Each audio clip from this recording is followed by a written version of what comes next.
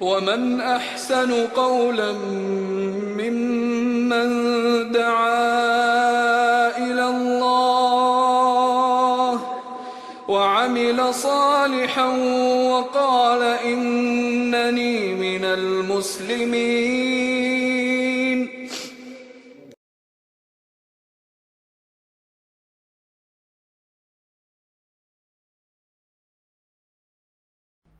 Assalamualaikum warahmatullahi. Bismillahirrahmanirrahim. Alhamdulillahirabbil alamin. Nahmaduhu wa nasta'inuhu wa nastaghfiruh. Wa na'udzu billahi min syururi anfusina wa min sayyiati a'malina. May yahdihillahu fala mudhillalah wa may yudlilhu fala hadiyalah.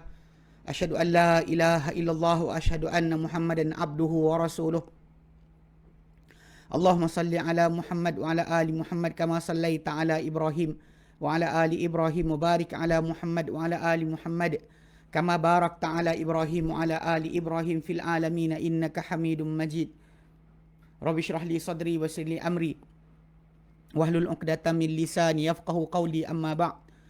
Alhamdulillah, kita bersyukur kepada Allah Subhanahu Wa Taala kepada kita berkumpul pada malam ni. Insya-Allah kita mengambil satu tajuk khas atau kuliah khas berkaitan dengan tajuk bagaimanakah kita untuk kita mencintai Nabi sallallahu alaihi wasallam. Bagaimanakah untuk kita mencintai Nabi sallallahu alaihi wasallam. Kebetulan kita masih dalam Rabiul Awal dan kita masih lagi memperingati Rasulullah SAW dengan bulan kelahiran baginda. Cuma kita pada malam ni kita nak kupas sikit berkenaan dengan tajuk macam mana. Okey.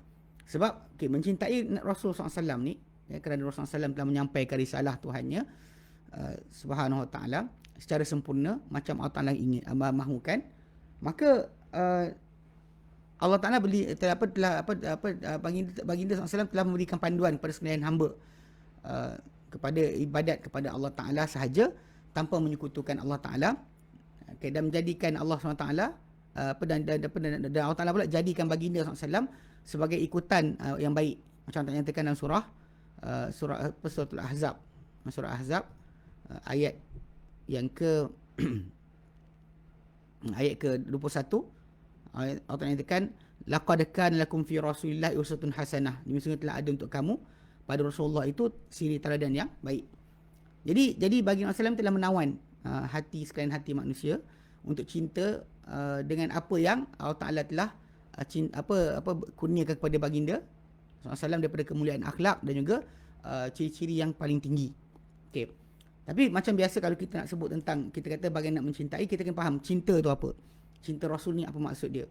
Okey, ta'rif mahabbati Rasul atau mencintai Rasulullah SAW. Okey, dimaksudkan dengan mencintai Rasulullah SAW adalah kecenderungan hati seorang yang beriman kepada baginda. Ya, pasal kita nak sebut cinta, kita boleh cinta macam-macam. Tapi cara penzahiran cinta tersebut dah akan berbeza. Sebab tu kita nak faham dulu cinta Nabi ni atau cinta Rasul ni, apa maksud dia.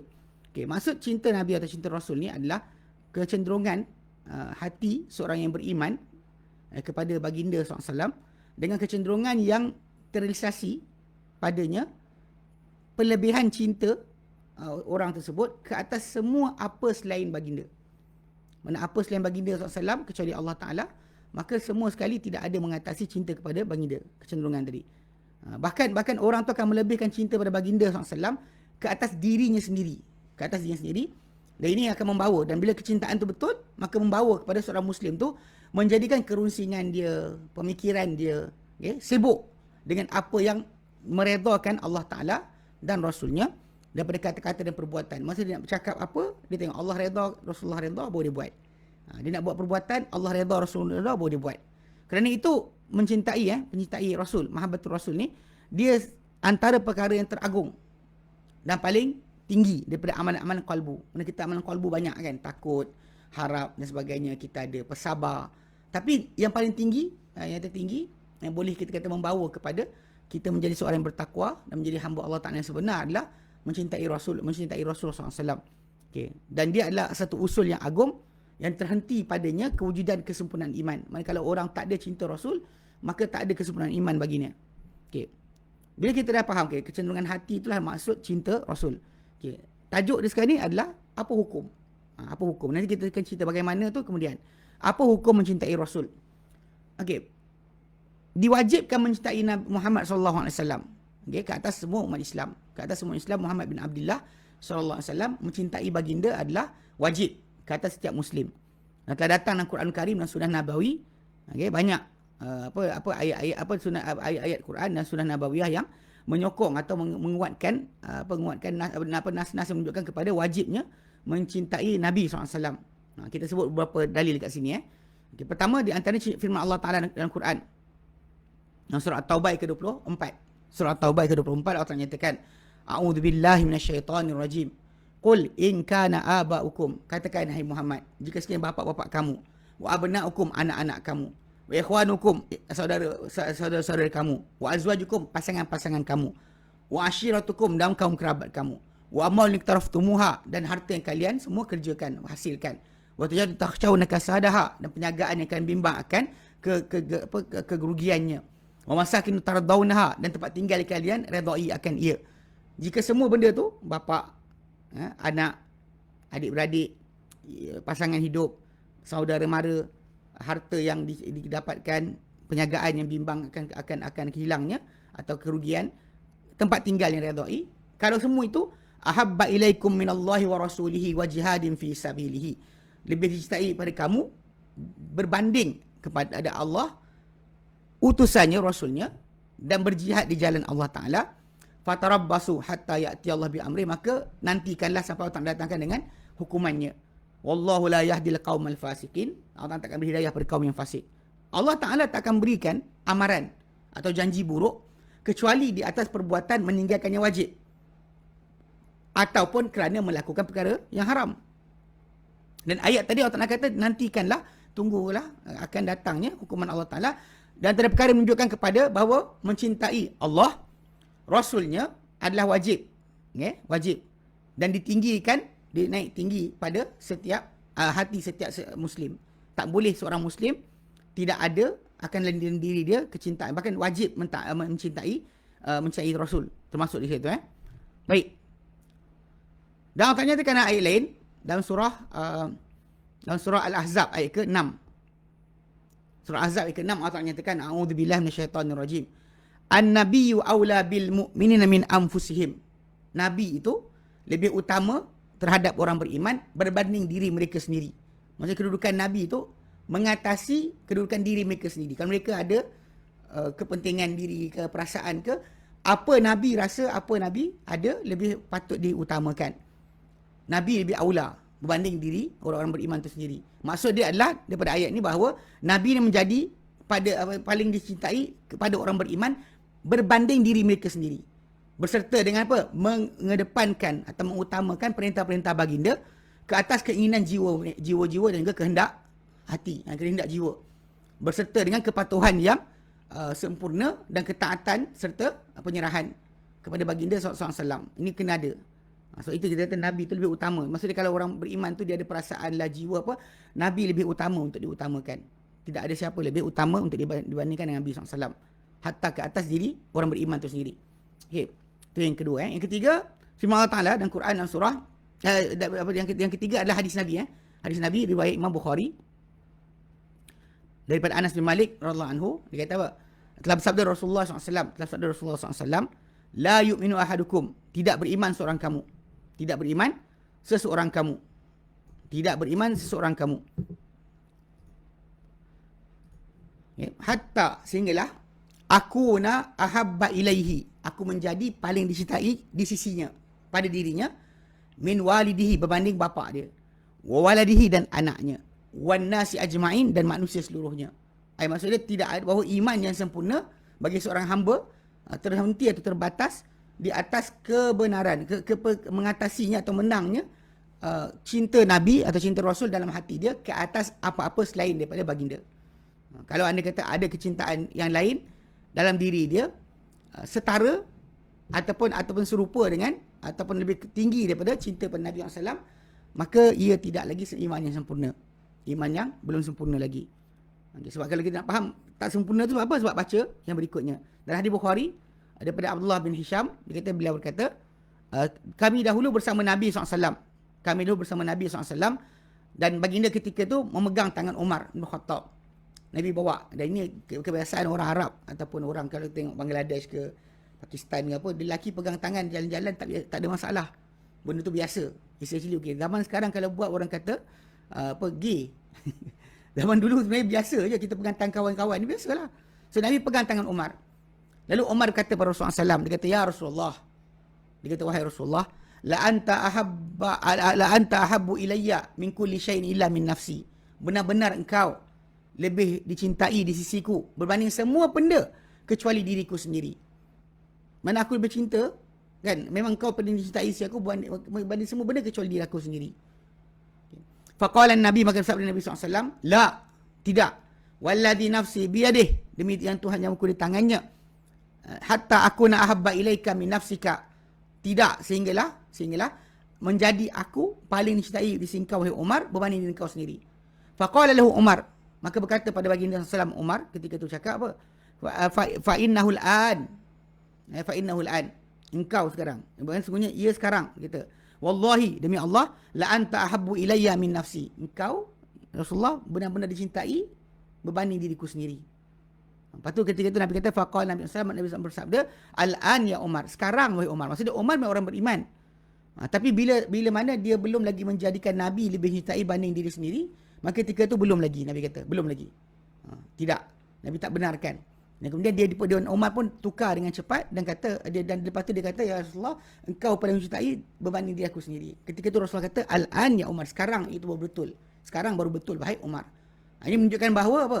Bahawa Umar ketika itu milih untuk mengedepankan kehendak, keinginan, apa arahan Nabi SAW, cinta Nabi SAW, mengatasi kehendak, keinginan yang ada pada diri sendiri. Okay. So jadi memang kita faham dari situ, memang dalil-dalil tadi menunjukkan bahawa beriman, mencintai Nabi, mencintai Rasulullah SAW adalah wajib. Bukannya pilihan, bukan optional, wajib. Mesti didatangkan. Maka kalau ada orang yang dalam diri dia masih lagi belum merasakan nak cinta Nabi tu. Memang saya ingat dulu sekali. Waktu mula saya ngajar satu family tu dekat Taman Lawati. Betul, dia salah seorang yang datang hadir tu, audience tu datang jumpa saya, dia kata, Ustaz, saya tahu Nabi berjasa pada kita, tapi saya tak cinta Nabi sangat, dia kata. Dia tak dapat nak tangkap lagi. Jadi lepas tu sebenarnya memang benar, bila benda itulah memang ada di depan mata kita, take for granted, kita tak rasa benda tu mahal untuk diperolehi, kita akan rasa kurang sayang ataupun tak dapat rasa sayang. Macam mata kita, yang dari kecil kita ada mata, tapi kita tak tahu nilai mata ni kecuali kita hilang mata tu. Bila kita hilang mata tersebut, baru kita faham tugas mata tadi ataupun jasa mata tersebut, sendi, kuku, kan, bulu hidung. Kalau kita tahu tugas dia dan dapat tahu bahawa apa benda akan jadi kalau dia tak ada, nescaya kita akan menghargai. Hatta bulu hidung, hatta hingus, hatta air mata. Benda-benda tersebut akan menjadikan manusia ni, kalau dia faham tugasan tadi, dia akan ada timbul. Jadi dia nak cinta Rasul pun macam tu juga. Kena mengenal sebenarnya masalah macam mana keadaan yang sekarang ni berlaku. Kalau orang tak baca sirah Nabawiyah, kan, tak pernah belajar sirah Nabawi, memang akan jadi macam ni. Dia akan mula merasakan bahawa dunia dah macam ni daripada dulu dan akan datang. Tak ada sebarang perkara yang pelik. Macam kita sebenarnya ikut sejarah, kan. Mana atuk nenek kita, kan, bapa-bapa kita dah meninggal dulu, dia tak mungkin tak merasai tajuk ni, merasai tentang COVID-19. Tapi kita merasai. Mungkin lepas ni nanti anak cucu kita tak merasai. So kadang-kadang benda berkenaan boleh kita rasa nikmat kebebasan, nikmat keadaan aman tanpa penyakit. Itu kita dah baru nilai bila kita dah dapat kena sekatan. Tapi kalau anda kata bagi orang yang tak pernah merasai keadaan tersebut, macam tu lah. Jadi Nabi macam tu juga. Saya katakan dia kena faham macam mana kedudukan Nabi, sebab cinta Nabi ni bukan optional, dia compulsory. Dia mesti. Benda mesti. Okay, baik. So jadi kita dah tahu hukum mencintai Nabi adalah wajib. Okey, baik. Kalau macam tu juga, kita nak tahu apakah sebenarnya bentuk rupa mencintai Nabi. Pasal kita sebut tadi, kan, kita kata setiap cinta ni ada beza. Contoh cinta seorang suami pada isteri dia, ada cara dia zahirkan. Beli barang ke, kan, bini minta apa saja bagi ke, kan, cinta sayang anak, kan. Tapi ada juga macam belai lah sebagainya. So dia akan beza cara kita lahirkan cinta kita. Macam anak sayang mak bapak, tak sama cara zahir macam suami sayang isteri, isteri sayang suami. Tak sama macam kita kata kita sayang jiran kita, sayang saudara kita se-Islam. So memang cara penzahiran cinta tadi mesti berbeza. Bukan duduk diam nangis seorang tiap-tiap hari kan, macam Nabi mati. Tak macam tu. Tidak macam tu cara dia. Sebab kita ada contoh para sahabat. Dalam kisah kita nak memahami tentang cara mencintai Nabi ni, kita kena tahu, tengok cara para sahabat, sebab mereka lah golongan yang Nabi didik. Sebab sebelum Nabi datang, manusia memang bercinta-cinta.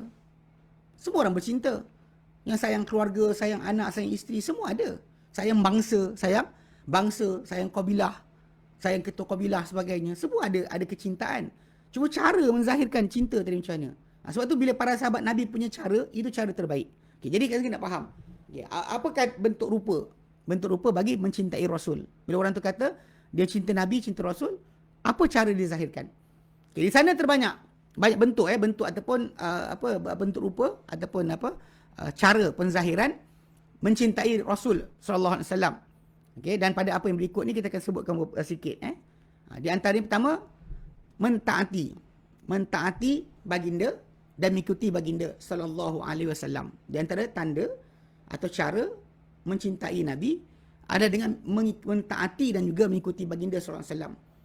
So ini asas. Macam dalam syair Imam Syafi'i rahimahullah kan, bila dia nak fahamkan tentang masalah cinta tu apa benda patut berlaku.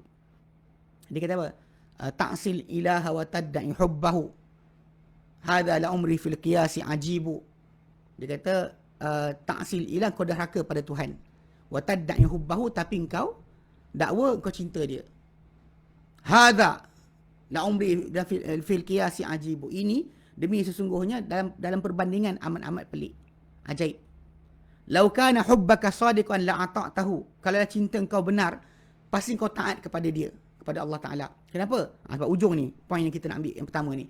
Innal muhibba liman yuhibbu muti'u. Kerana yang mencintai kepada yang dicintai akan taat. Kerana yang mencintai kepada dicintai akan taat. Jadi, ini tajuk pertama. Bila kita nak menzahirkan cinta kepada Nabi, mula-mula sekali sebelum apa benda pun, ketaatan dan ikutan kepada baginda SAW. Okay, dimaksudkan dengan mentaati Rasul SAW atau Nabi SAW adalah melakukan seorang Muslim itu setiap apa diperintahkan oleh baginda SAW dan meninggalkan semua dan baginda larang.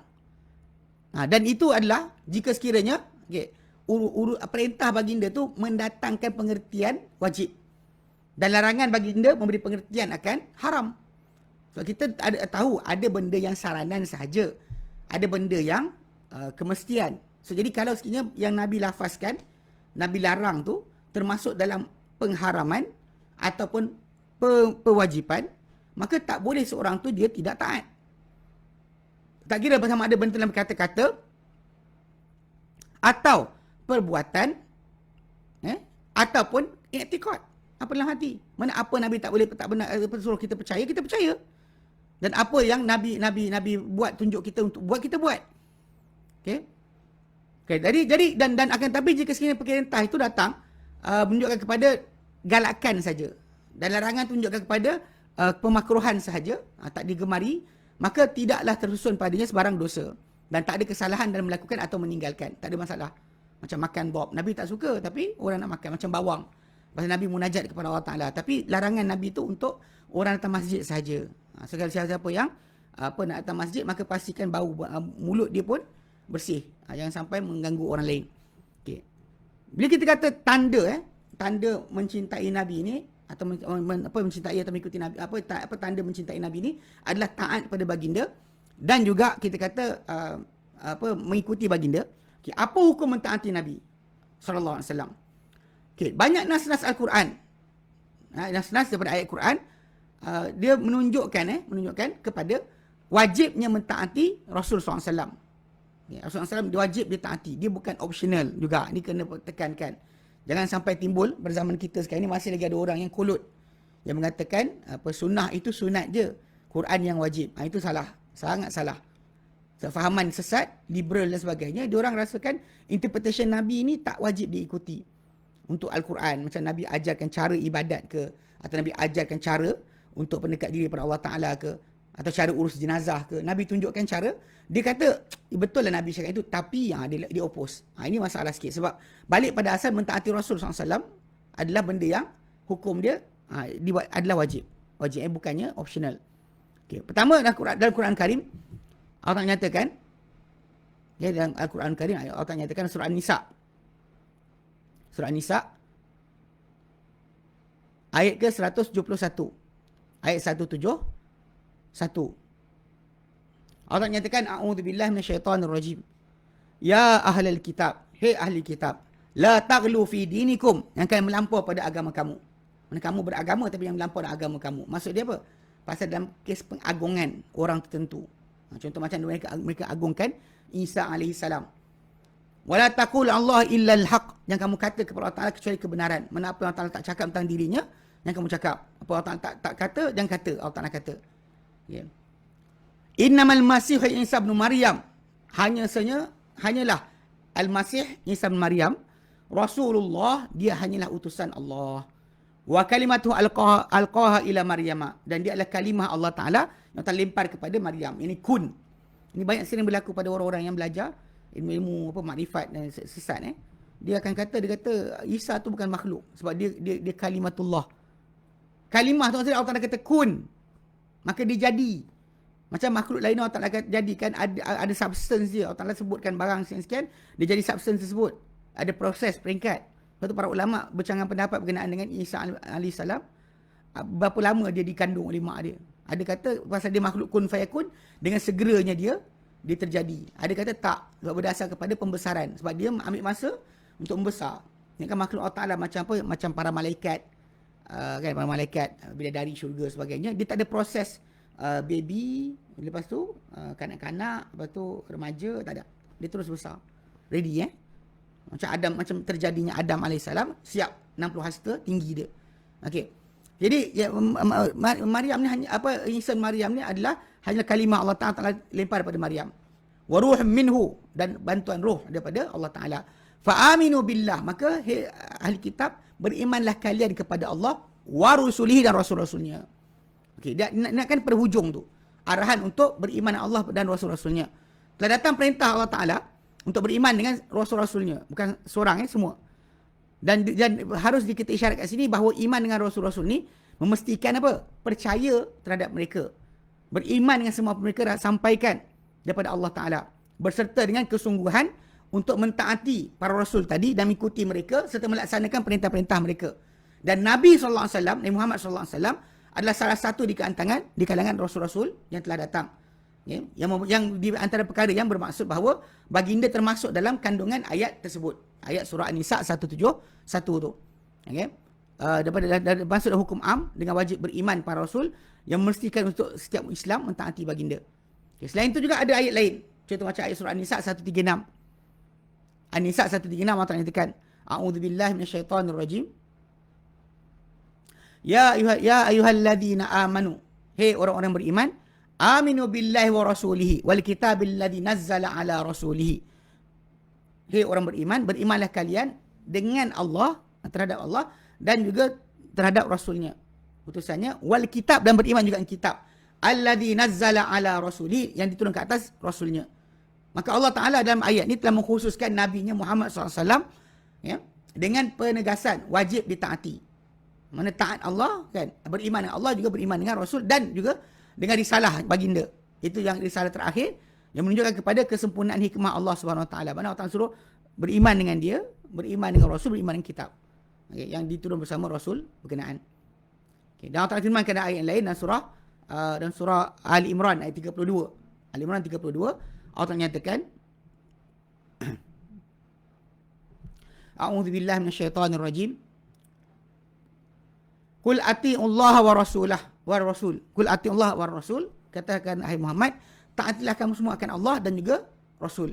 Fa in tawallaw fa innallaha la yuhibbul kafirin. Jika mereka berpaling, jika kalian berpaling, maka Allah Ta'ala tidak suka kepada orang yang kafir.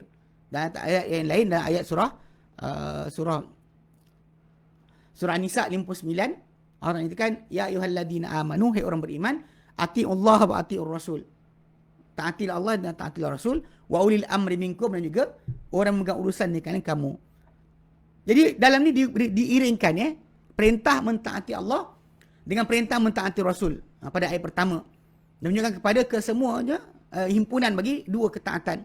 Adapun pada ayat kedua surah An-Nisa 56 tu 59 59. Okey.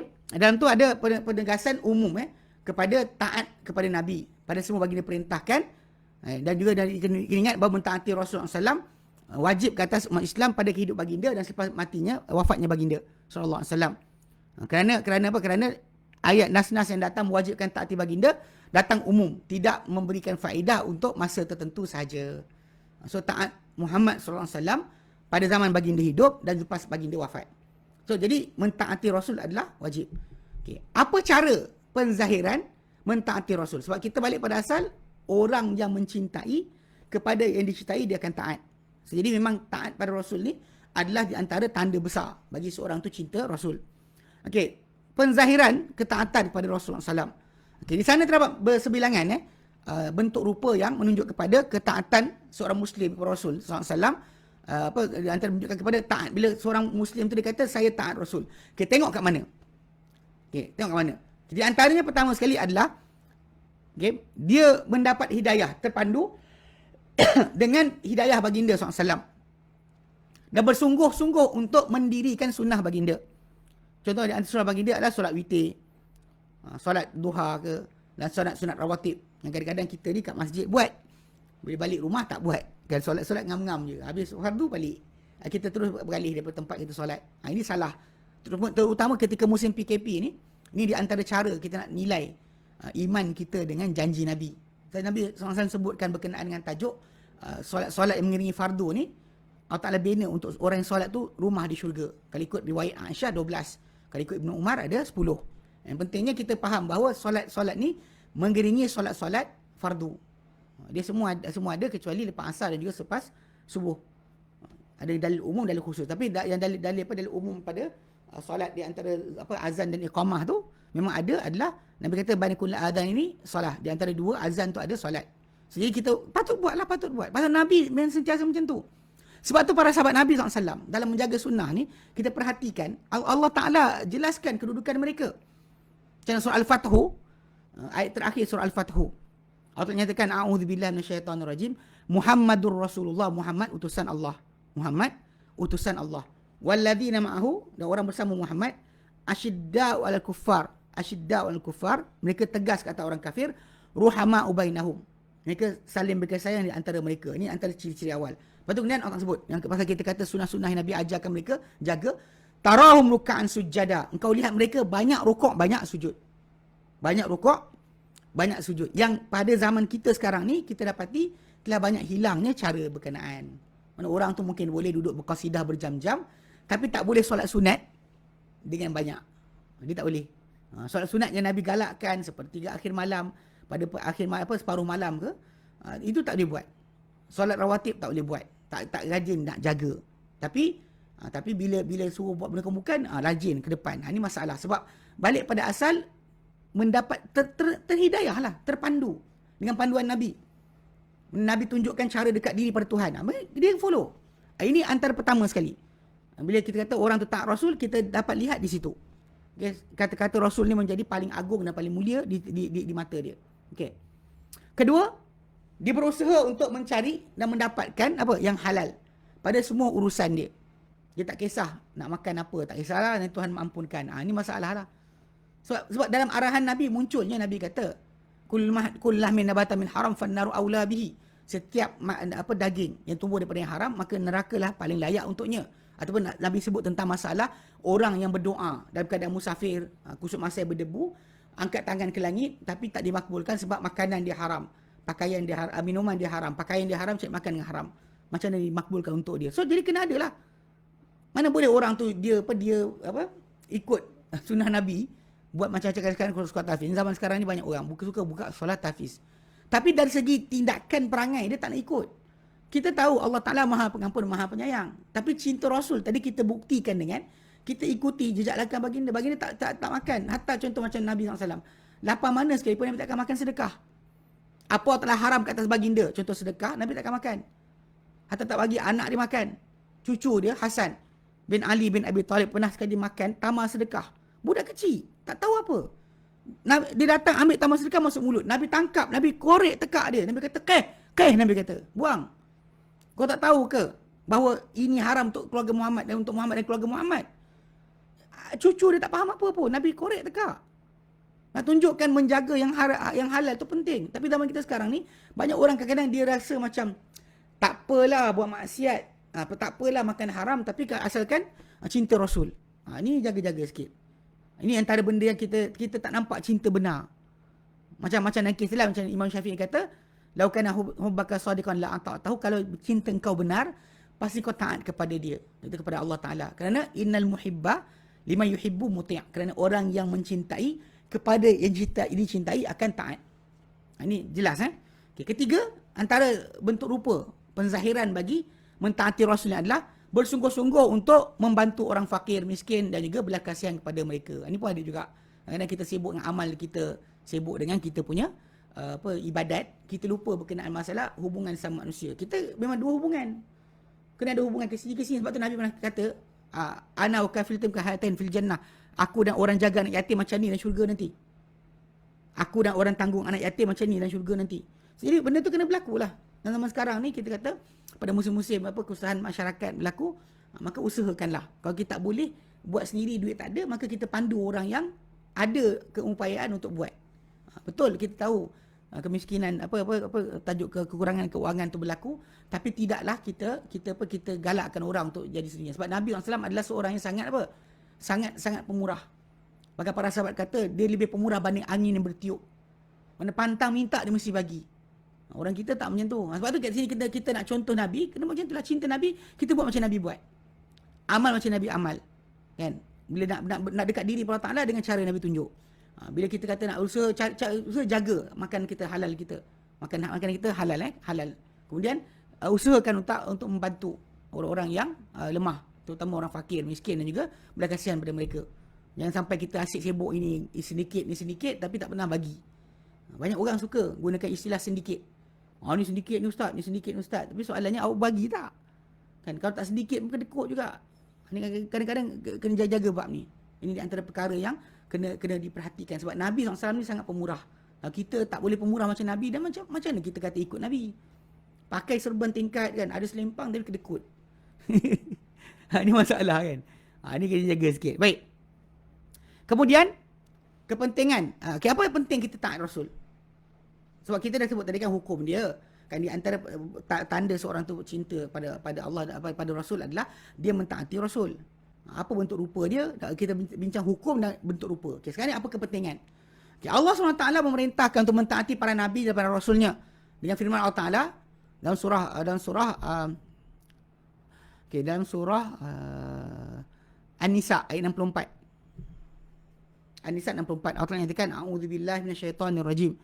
Wa ma arsalna min rasulin illa liyuta'a biiznillah. Dan tidaklah kami utuskan sebarang rasul kecuali untuk ditaati Rasul tadi dengan izin Allah. Mana diutus untuk ditaati. Bukan untuk diagung-agungkan saja, tapi untuk ditaati.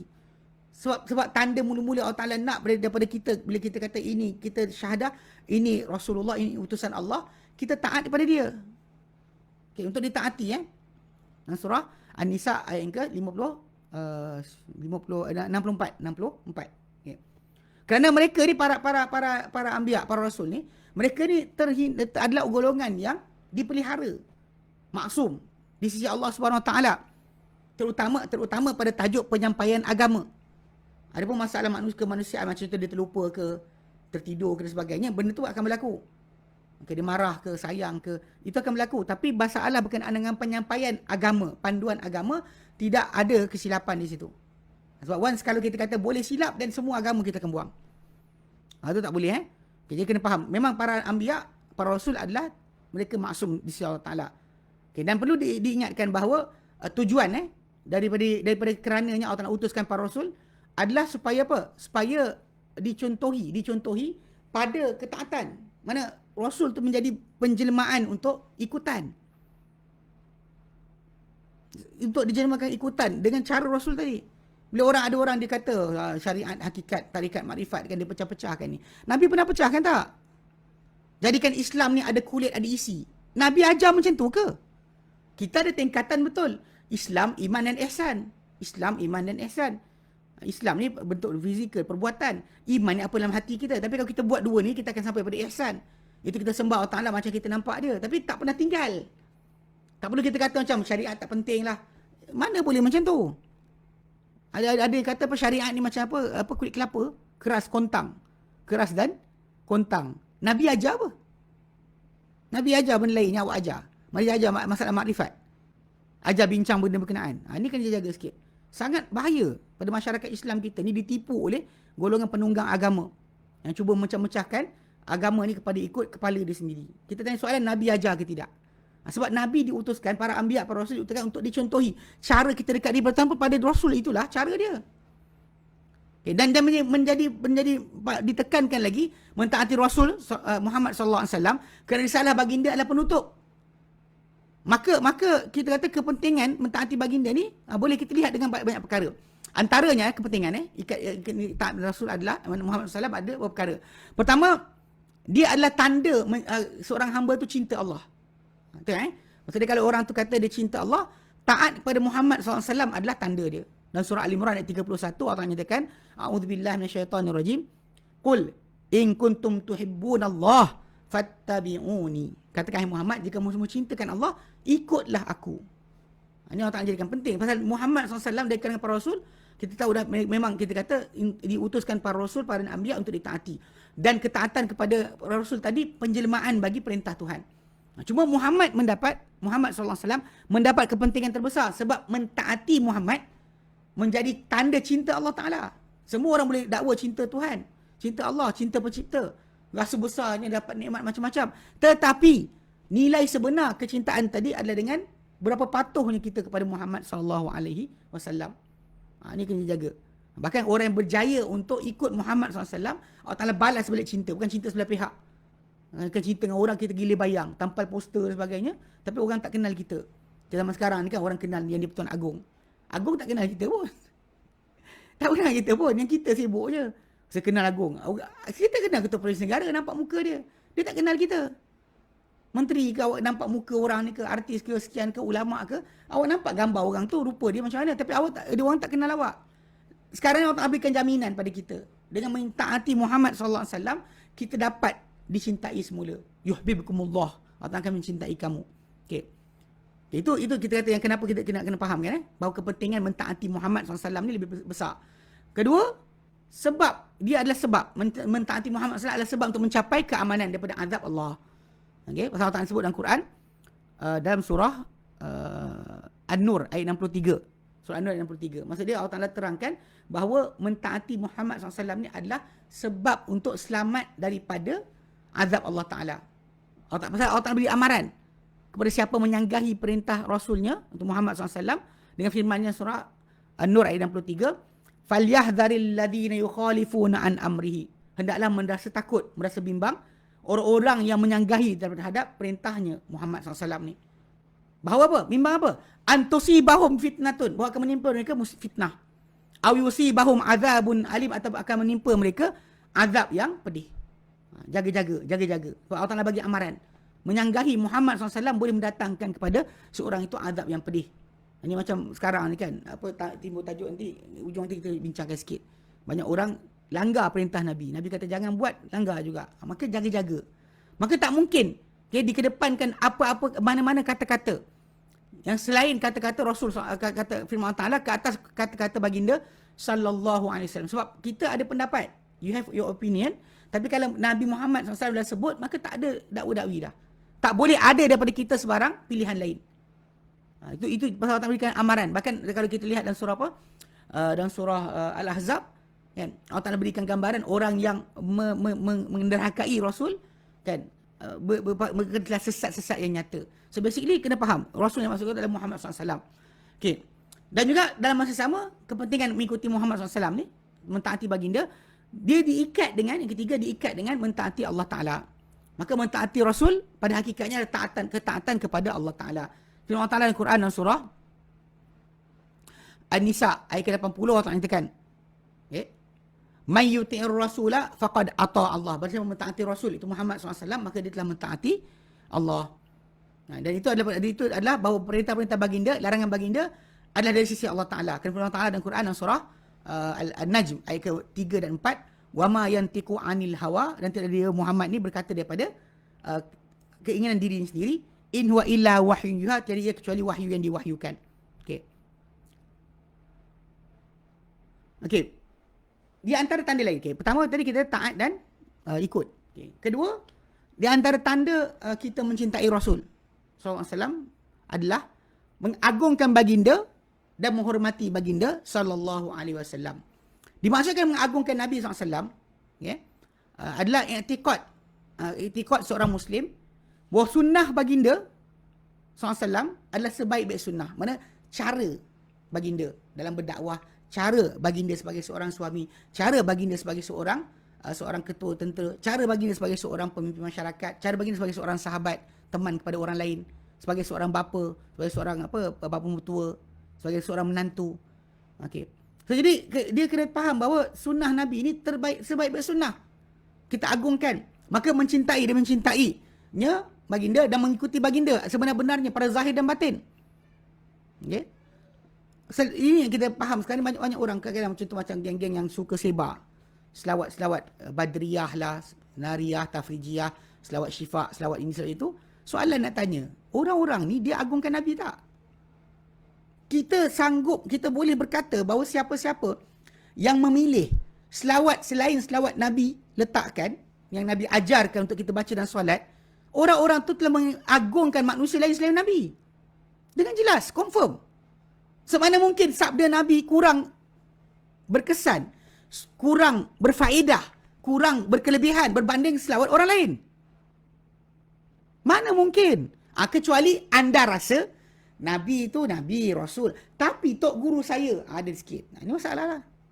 Ini problem dia. Sebab pengagungan tadi kita kena faham bahawa sunnah Nabi yang terbaik. Cara ibadat Nabi yang terbaik. Cara dekat diri Allah Ta'ala Nabi yang terbaik. Mana ada orang lain lagi baik? Okey. Berserta dengan orang tu kena bersungguh-sungguh untuk tidak melapasi atau melampaui batasan-batasan Allah ataupun melampau ataupun apa batasan. Kita muliakan Nabi tapi ada batasan dia.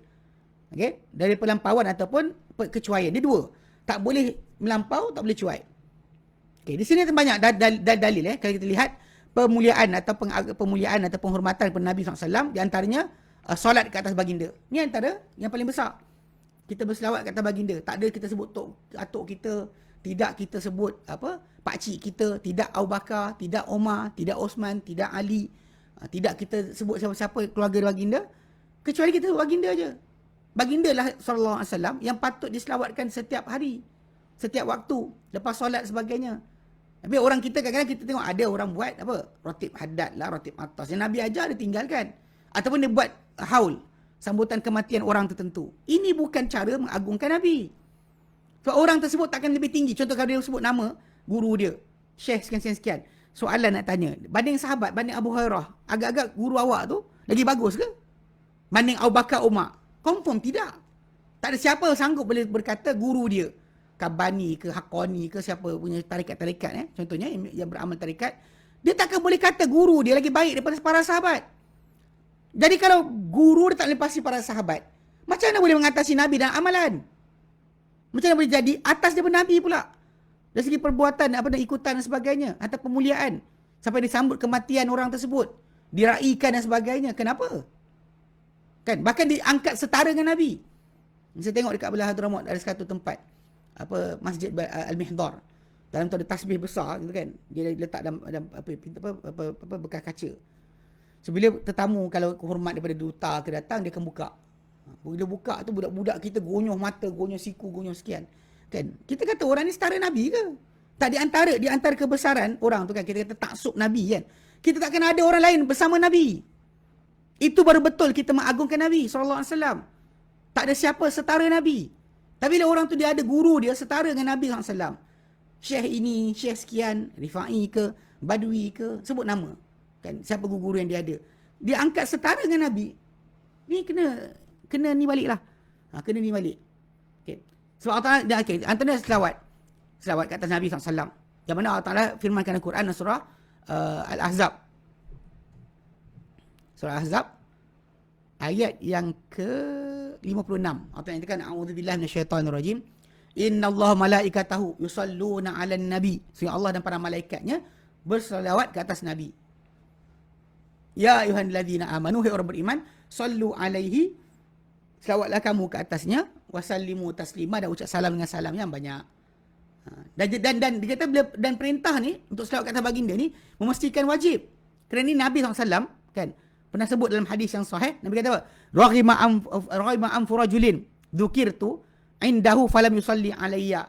Rugilah seorang lelaki itu disebut aku di hadapannya, namun dia tidak berselawat ke atasku sallallahu alaihi wasallam. Dia tak berselawat. Ini jaga. Sebab ini menunjukkan bahawa apa tahu? Mengagungkan, menghormati baginda untuk sebutan tadi pun Allah Ta'ala wahyukan untuk berlaku. Apatah lagi yang lain. Tapi namun begitu, kalau kita sebutkanlah berkenaan tajuk kelebihan tersebut, nanti saya sebutkan tadi, antara benda paling besar pengagungan tadi, kita kena letakkan tak ada siapa setara Nabi. Itu jelas. Macam orang macam-macam lelaki orang mungkin Islam, dia tulis buku 100 orang paling berpengaruh di dunia. Dia letak Nabi Muhammad SAW nombor 1. Okay. Bila letakkan Nabi nombor 1 kat situ, itu petanda. Kalau dia boleh letak Nabi kat depan tu, kenapa awak letak guru awak? Kenapa awak letak wali awak mengatasi Nabi SAW? Sedangkan orang kafir pun nampak Nabi Muhammad lagi besar lagi depan. Yang orang ni ikut syekh sekian, ini maulana sekian, yang ini wali sekian. Kenapa? Di situ hilangnya pemuliaan Nabi. Awak yang kata bahawa awak muliakan Nabi juga. Saya ikut wali ini tapi muliakan Nabi. Mustahil wali awak lagi tinggi banding para sahabat. Kalau para sahabat tak masuk tengah-tengah tu, macam mana wali awak boleh masuk dalam tu? Ini benda sangat bahaya. Banyak orang kata agungkan Nabi, muliakan Nabi, tapi tidak sebenar-benarnya.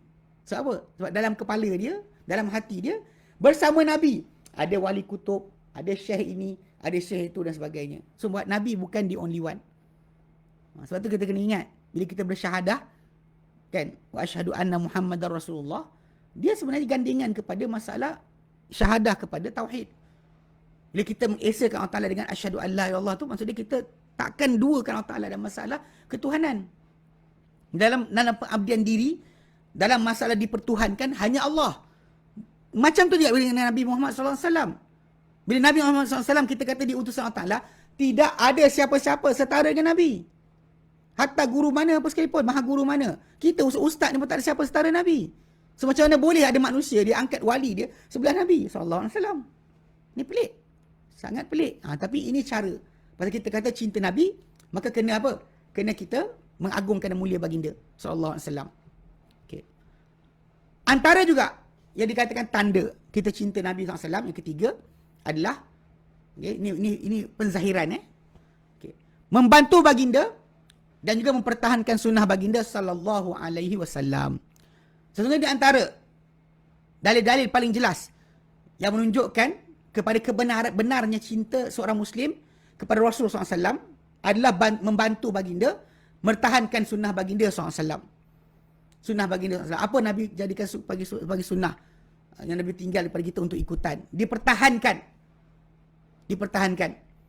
Allah Ta'ala firman dalam Quran, Al-Quran dalam surah Al-Hashr ayat ke-8.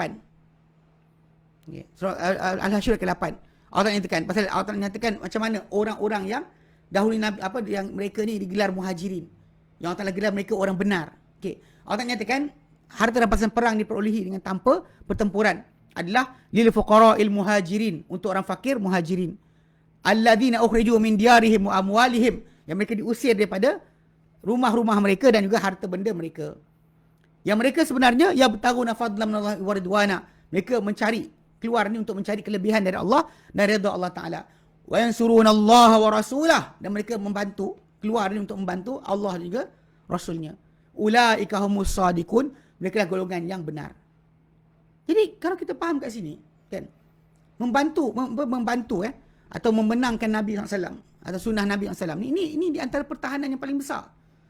3-4 hari ni kan kita dengar cerita kan, walillahilhamd, kan ada para sahabat kita macam Ustaz Fashan, apa hafizahullah, dia tunjukkan macam mana penipuan berlaku pada masyarakat kita bertahun-tahun sebenarnya. Tajuk ni, tajuk tentang capal Nabi lah dan sebagainya, rambut Nabi, bulu ini, bulu itu, sebagainya, jubah kan, kain ini, dia benda-benda tersebut kan dibawa ke Malaysia ni dengan penipuan, dengan tipu, sijil bohong, sijil tipu, dibawa jalan-jalan ke mana tempat. Dan bahkan sebenarnya orang yang bawa artifak tersebut, dia pergi kat tempat-tempat dia pergi tu, dia cari duit sambil tipu sijil, sambil buat, bukannya free pun, masuk kena bayar.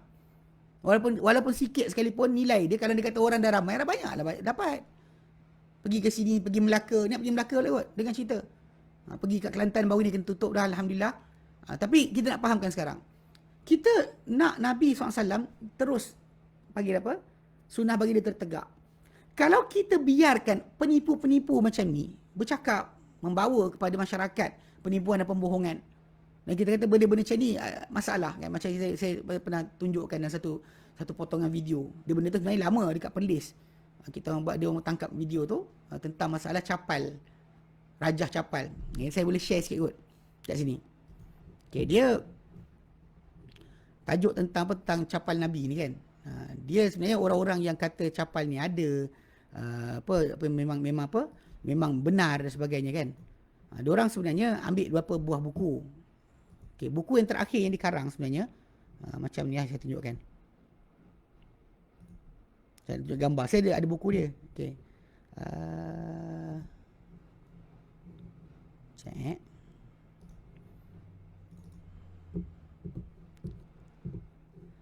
Okay. Okay, buku ni dikarang oleh orang yang mati pada tahun 1000 Hijrah. Sekejap, 1000 berapa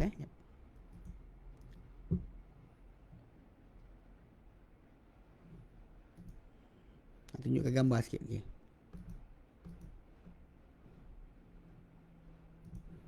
Okay. Ni buku ni ada manuskrip. Sekejap, saya tunjukkan. Alamak, tak boleh share screen lah. Sorry. Saya ingatkan boleh. Macam mana?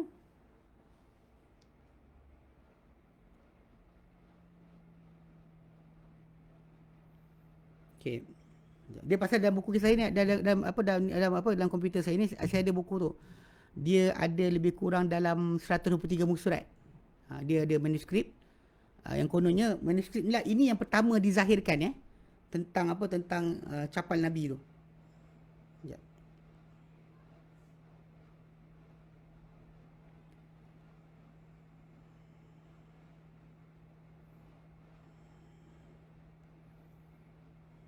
Saya patutnya tunjukkan share sini, rupanya tak boleh. Kalau dalam YouTube yang komputer, lepas kita dah on, kita tak boleh nak buka balik. Kita tak boleh nak tunjuk balik. Ni masalah sikit.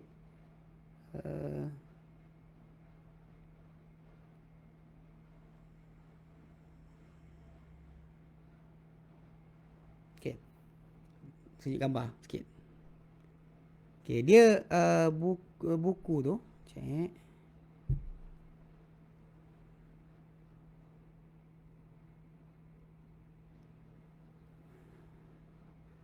Okay. Dia buku tu dibuat oleh karang oleh seorang yang mati tahun 1037. Nama dia Ahmad bin Muhammad At-Tilmisani. Dan bila diorang buatkan gambar buku tersebut kan. Saya tunjuk antara contoh dia. Ni. Macam ni. Nampak tidak tu?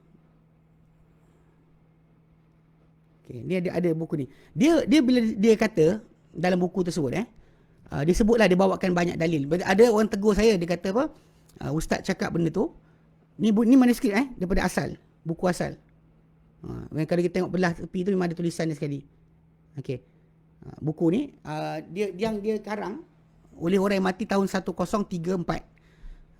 Jarak dia dengan Nabi SAW jauh lah kan. Okay, 1220 tahun lebih jarak dengan Nabi SAW. Dan dia bukan ni. Cuma dia ambil daripada sebahagian syair. Contoh yang disebut oleh dalam Al-Hafiz Al-Iraqi, dia buat alfiyah tentang sirah Nabawi. Dalam tu dia sebut tentang capal apa kasut Nabi pakai tu, slipper Nabi pakai tu, panjang dia sejengkal 2 inci 2 jari, kemudian lebar bawah dia macam ni. Apa tu, orang lukis. Bila orang lukis kan, orang ramai ingat ini benda ni pada zaman Nabi. Sedangkan tak ada pun. Yang ada dalam hadis sunat apa kitab Syama'il dan sebagainya, tak pernah sebut pun rupa dia macam mana. Tak pernah sebut pun rupa dia macam mana. Tapi yang kelakarnya bila dapat pada kumpulan yang sesat ni, diorang pergi ambil jadikan ini benar. Sedangkan sebenarnya rajah tu dilukis berdasar khayalan orang yang konon apa yang pengarang tadi, Al-Tilmisani, Ahmad bin Muhammad Al-Tilmisani. Okey. Yang mana dia punya buku tersebut dikarang dan dijadikan buku tu sebagai sandaran kepada semua raja-raja yang ada sekarang ni. Siapa yang nukilkan, semua nukil daripada buku dia. Nama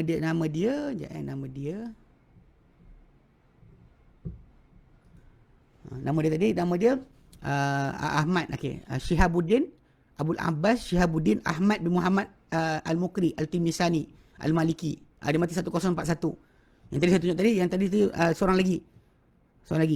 Tapi yang tu dia punya tu gelaran dia Al-Qadiri Al-Fariqi, yang mati tahun 1043 atau 34. Jadi 1041. Yang mana dia buku ni nama dia Fathul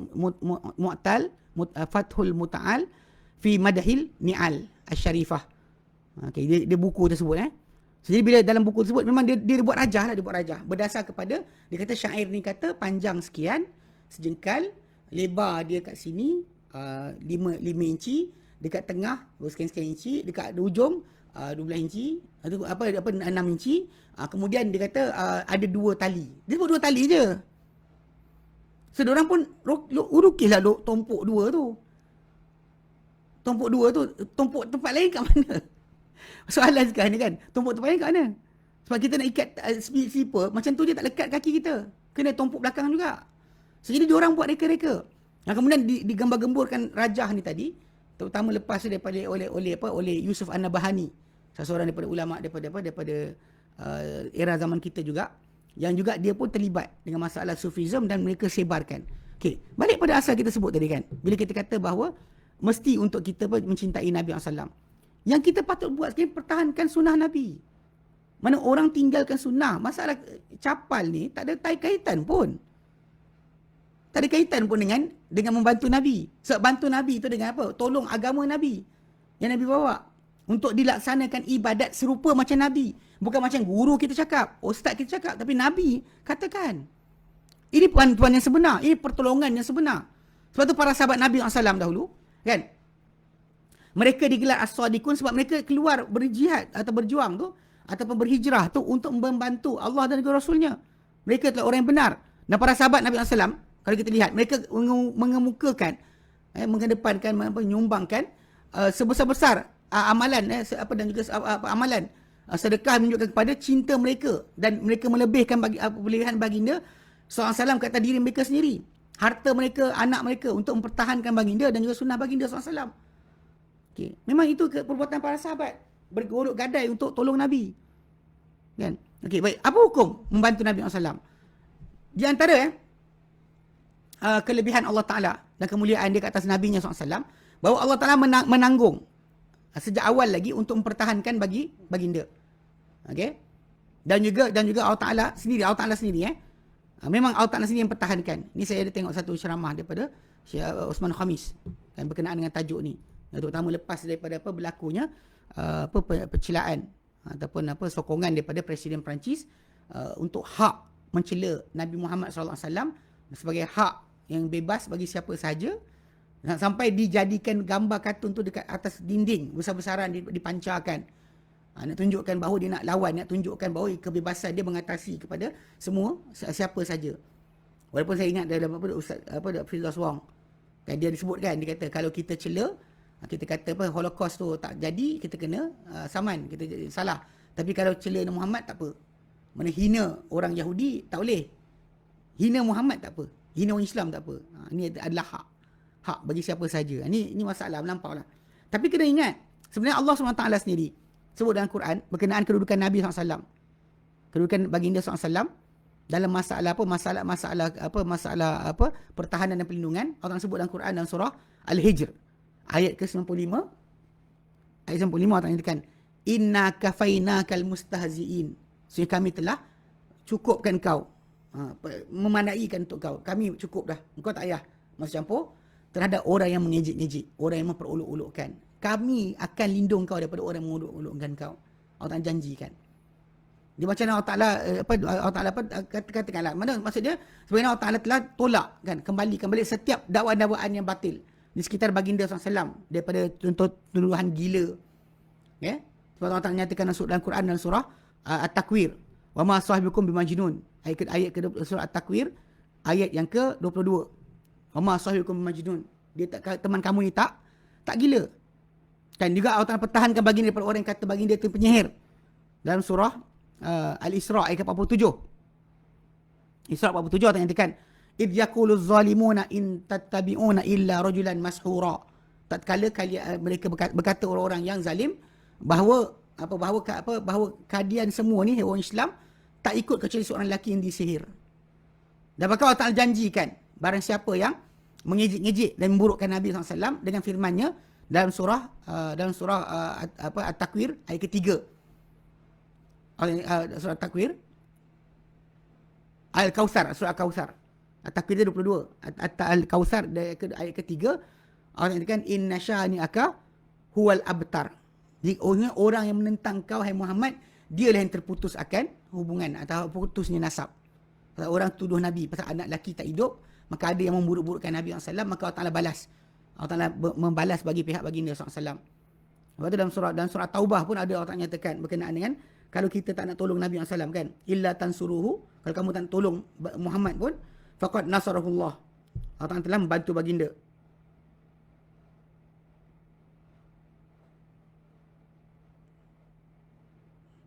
Dalam surah Taubah ayat yang ke-40. Illa tansuruhu, kalau kamu tak nak tolong dia pun, faqad nasarahullah, Allah Ta'ala telah tolong dia. Maksud dia Allah Ta'ala dah janjikan. Kerana ini kalau kita kata kalau Allah Ta'ala mempertahankan tentang maruah Nabi, kan, kedudukan Nabi SAW daripada orang mengejek dan sebagainya, kita umat Islam lagi patut mempertahankan baginda SAW daripada perkara macam ni. Okay, ini sebab kita kena faham. Perbuatan kita kadang-kadang yang kita mungkin rasa pengagungan, pemuliaan, kadang-kadang adalah penghinaan. Contoh macam kalau kita buat majlis, kemudian kita kata Nabi datang hadir majlis kita. Kita kata Nabi, kita datangkan khurafat dan dongeng tentang Nabi SAW. Sampaikan ditertawakan oleh orang-orang kafir. Diburukkan oleh orang kafir dengan sebab itu. Sedangkan pegangan kita pada ajaran baginda dengan benar, itu yang menjadikan baginda lebih mulia. Bantuan dengan cara agama tadi. Bukan datang dengan kita buat suka hati kita pakai logo Muhammad Rasulullah kat dada. Buat apa? Masuk jamban kan sama je. Tak elok juga. Sebab tu cara pemuliaan tadi mesti ikut cara yang benar. Bukan dengan cara kita nak. Bahkan mempertahankan, bukan sokong bawa roboh. Bukan sokong membawa pada roboh. Kita sokong baginda, kuatkan baginda, pertahankan baginda. Macam Allah Ta'ala buat tunjuk kepada kita. Contoh banyak. Jadi wajar kata seorang Islam untuk mempertahankan baginda SAW. Berserta dengan apa? Mereka memperhiaskan diri mereka dengan akhlak yang digalakkan oleh ke atasnya oleh baginda SAW. Dan mempertahankan baginda dan juga menolak sebarang syubhat. Perkara yang tak senonoh ke apa benda ditimbulkan yang kadang-kala datang kepada nama baginda SAW. Okey. Cara untuk menolong baginda SAW. Ini cara dia. Boleh untuk seorang Muslim mempertahankan Rasulullah SAW dan membantu baginda dengan menolak syubhat-syubhat yang datang terhadap sunnah baginda dengan beberapa cara. Disebut di antaranya, pertama, berpegang apa datang daripada baginda SAW. Okay. Dan mengkaji sunnah baginda dan beriltizam dengan sunnah-sunnah baginda SAW. Ini cara pertama. Pastikan solat kita macam Nabi. Bukan solat ikut ustaz kita. Nabi. Cara urus jenazah ikut cara Nabi. Jadi dekat situ memang ini adalah bantuan yang terbesar. Orang akan nampak bahawa Nabi Muhammad ni diagungkan, dimuliakan dengan benar. Pasal itu Nabi kata, macam Allah Ta'ala kata, fattabi'uni, ikut aku. Mana Allah Ta'ala kata tentang Nabi, suruh orang ramai, ikutlah aku, ikutlah Muhammad SAW. Kemudian di antara cara membantu baginda adalah, menolong baginda adalah dengan melebihkan mencintai baginda ke atas mencintai diri sendiri. Anak, keluarga dan harta. Maksudnya jangan kita Kerana takutkan jawatan kita, harta kita hilang dan sebagainya, takut sokongan hilang, takut orang tak bagi duit ke dan sebagainya, maka jangan kita fikirkan itu. Kita bukan bekerja untuk diri kita, kita bekerja untuk agama. Suatu kali kata orang tak suka kita, itu kan kerja kita. Kadang-kadang ada orang kata, "Ayolah ustaz, ni cara kita ni mungkin kita tak macam setengah-setengah orang kan yang liberal. Kan dia nak bengkokkan agama ni ikut kepada orang kafir nak. Dia nak Islam mesra kafir. Macam mana yang orang kafir suka, itu Islam yang dia nak present.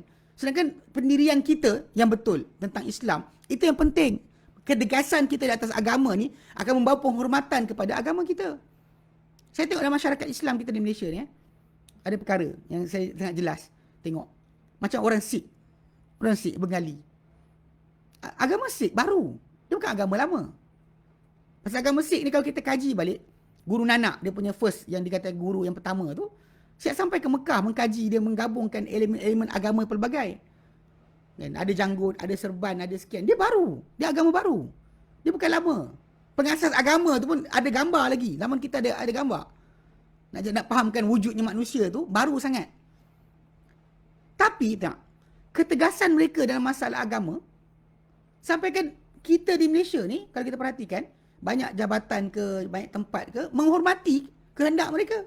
Contoh macam mereka tak nak cabut serban. Serban mereka pakai tu kan. Tak nak potong, tak nak sekian. Bila kita umat Islam, kita nak pakai serban, dia contoh macam nak pakai kopiah ke, tak boleh. Kena pakai sekian-sekian, tak boleh pakai ni. Atau janggut-janggut.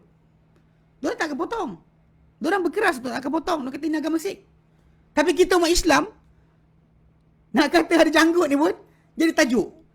Dalam askar, dalam polis, dia bagi tak kemas. Kita boleh kemaskan, masalah tak kemas boleh persoalkan lain. Tapi untuk lelaki tu berjanggut, kita kata tak boleh, atas dasar kerana sekian-sekian. Kenapa bila orang bukan Islam, contoh Sikh tadi boleh? Sebab mereka tegas.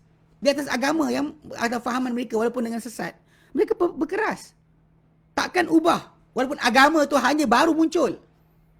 Fahaman tu baru muncul. Kenapa tiba-tiba kita kena patuh?